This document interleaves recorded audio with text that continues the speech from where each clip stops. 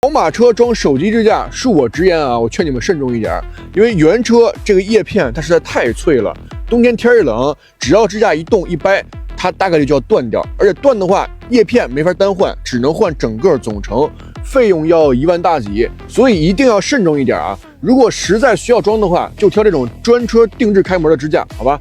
这种支架呢，它不用夹，就往空调出风口大梁中间这儿往里一摁，啊，就这种位置往里一摁。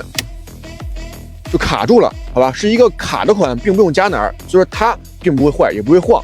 前面这个造型呢是一个原车的造型啊，中间是黑色玻璃加个 logo， 外边一圈是银色包边，跟后边的颜色银色、黑色基本一样，所以看上去呢并不违和。虽然只有2个转没有底座，但是夹得很紧，前后各一个按钮，后边按钮摁一下就开了，前面按钮不用摁，把手机往上一靠，会自己加紧，好吧？